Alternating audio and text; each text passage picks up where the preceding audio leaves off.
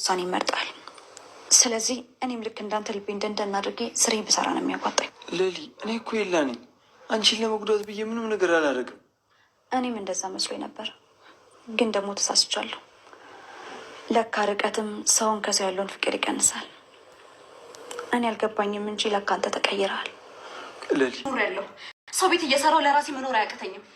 አንተ የፈለክበት መሄድ ትችላለህ። ለእኔ ግን አንድ ፈጣሪ አይደለኝ። እሺ ሌሊ፣ እባክሽ። እኔ እኮ ያልነገርኩሽ ትጨነቂብኛለሽ ብዬ ፈርቼ ነው። እና ደግሞ ግራ ተጋብቻለሁ። ምንም ግራ አትጋባ።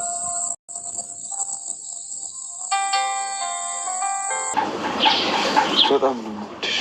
ይህንን ግን አትርሺ።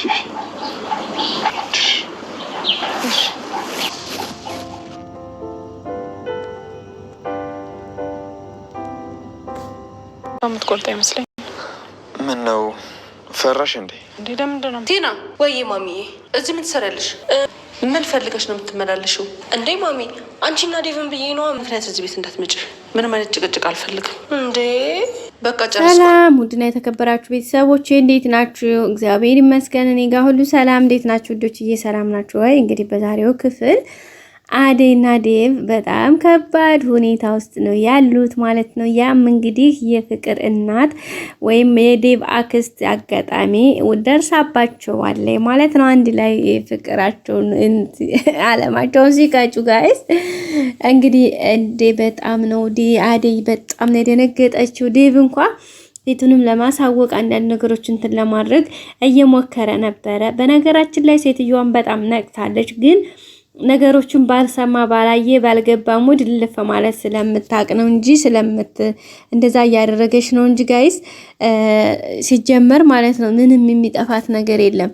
ካወቀች ራሱ በጣም ቆይታለች። ግን እነ ሩታም የሆነ ነገር ፍቅርም የሆነ ነገር ስትላት በዛም በቃ ማለት ሁሌ እንደምታዩዋቸው የሆነ አማርኛ ይጥላሉና በዛም ምክንያት እንግዲህ ምንድን ምናምን ብላ እረፉ አርፋችሁ ተቀመጡ ምናምን ብላ ክልፍ ታደርጋቸዋለች። ምክንያቱም ከሱ አንደኛ ግፍት ውስጥ ይመጣ። ምክንያቱም አንድ ቀን ጠይቀው ነበረ ምንድነው ካዴ ጋር ያላችሁና ምሰተለው እንዴት ምን ይኖር ይችላል ታለም ሶሪ ታለም ነው የሚላት እና ታለም ምን ይኖር ይችላል አደይ እኮ እህቴ ናት። ከዚህ በላይ ግን በጣም ባትቀራረቡ ደስ ይለኛል ብለው ነበረ።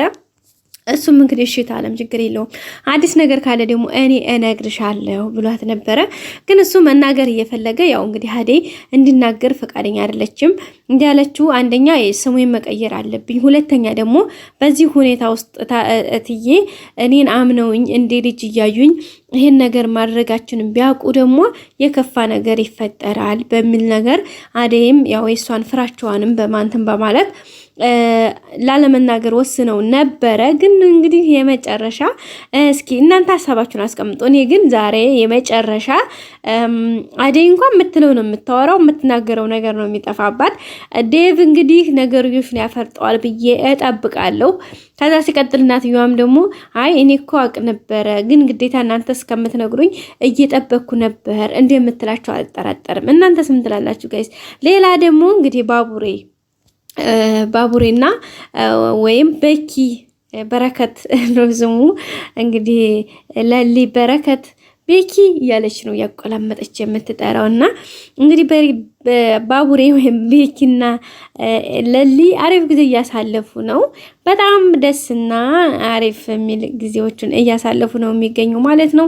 እንግዲህ ለሊ ያው ፍቅሩን የላን ረስተዋል ማለት አይቻልም። እንደውም በእያንዳንዶቹ ነገር እያስታወሰች የሚገርመው አደይና ዴቭን በቃ እናንተ ተጫወቱ ብላ ከቤት ስትወጣ ባለፈው እንዳያችሁት ሌላ እንትን ውስጥ ነው የገባችሁ። በቃ ልክ እሱ ቅፍ አድርጎ አደይን ሰላም ሲላት ዴቭ በቃ እሷ የሆነ ነገር ገባችና የበፊት ከኤላ ጋር የነበራትን ኤላ ምን እንደሚላት እንደነበር ያንን ነገር አስታውሳ እንግዲህ በጣም ነው ውስጧ እንትን ያለው እየተንቀጠቀጠች ሁሉ ነበር። እውነት ያሳለፈችው ሂስትሪዋ ታሪኳ እውነት የኔ ነው ወይ ብላ እስከሚያቀጣት እስከምትገመገመት እስከሚላት ድረስ ያስታውሰች ነበረ። በዛም ስሜት ውስጥ ሆና እንግዲህ አጋጣሚ ዳይመንድ መጣ። ከዛ ዳይመንድ ከመጣ በኋላ አንዳንድ ወሮችን እያወሩ ነበረ። ከዛም እንግዲህ በኪ ወይም ባቡሬ መጣ። ባቡሬ ሲመጣ እንግዲህ አንተ ምን እያደረካት ነው? ጁታን እያስጨነካት ነው እንደምናም ብሎ ሲለው እንዴ እናንተ ይሄ ነገር ፎንቃ ገባላችሁ እንደ ምናምን ሲላቸው ነበረ። በዛም እንግዲህ ለሊ ምን እያልክ ነው ምናምን ብላ ተቆጣች።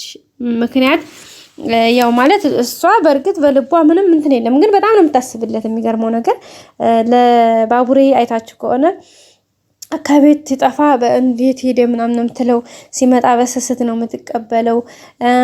በቃ ብዙ ነገሮችን ደግሞ ተመችቷታል።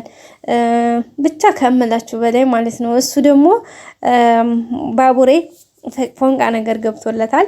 እሱ አሁን የሚፈልገው እንግዲህ እሷ ምን ያክል ለሱ እንደምታስብለት እያያት ነው፣ እንደምትቆረቆርለት ካጠገቧ ሲጠፋ በጣም እንደምታስብ ይገባዋል እና ገብቶታል ኦልሬዲ። እና እንግዲህ ያኔ እሱን እንትና ነው ኤላን ለማስረሳት ብዙ ነገሮችን እየሞከረ ነው።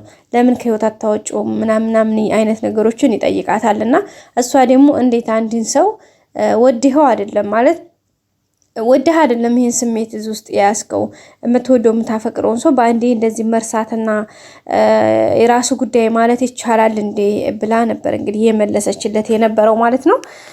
እውነት ለመናገር በጣም ከባድ ነው። እነሷ በጣም ነው ልቧ እንትን ያለው፣ ግን ቢሆንም ኤላን ጥሏት እንደመሄዱ ነገሮች እንደመደራረባቸው ቤኪን ወይም ባቡሬን ባታገኝ ኖሮ ኤላ እስካሁን ማን ነው ለሊ እውነት በጣም ከባድ አደጋ ውስጥ ነበር የምትገባው የነበረው። ግን ፈጣሪ እናንተ እንደ ሰው አይደለም እና ሰው ቀን አይቶ ቢጥላችሁም ፈጣሪ ደግሞ ሁሌም በቃ ሁሌም ከእናንተ ጋር የሆነ አምላክ አይተውምና ያው እንግዲህ ፈጣሪ እግዚአብሔር ፈቃዱ ሆኖ ይሄን ልጅ በምክንያት ወደ እሷ ህይወት አመጣው ማለት ነው። እንግዲህ የተገናኙበትን አጋጣሚ እንግዲህ ታውቃላችሁ። አግቷት እንዳንድ አጋች እንዳንድ በቃ ምን ብዬ ልንገራችሁ እንግዲህ ከብዙ ቀናትን አስሯትኝ እንትን ካለ በኋላ እሱም የእንጀራ ጉዳይ ሆኖበት ከዛም በኋላ እንግዲህ ሁኔታዋን ከሷም ሁኔታ ሲረዳ በዙሪያዋ ደግሞ በአንዳንድ ሰዎች ጋር ከሚያየው ስለ ታሪኳም ስለ ሁኔታዎች እንትን ሲል በጣም ስላልቻለ በዚያ መልኩ እንግዲህ ነገሮችን ይቅርብኝ ብሎ የራሱን ህይወት ለሷ አሳልፎ እንትን ብሏል ማለት ነው። እሷም ያንን ነገር በደንብ ስለምታውቅ በዛ ምክንያት እንግዲህ ዛሬም በደንብ እየተንከባከበችው ትገኛለች። ለሊ ግን በቀጣይ የታገቢኛለሽ ጥያቄ እንደሚቀርብላት አንጠራጠርም። በቀጣይ ክፍል እንገናኝ። ደህና ቆዩ።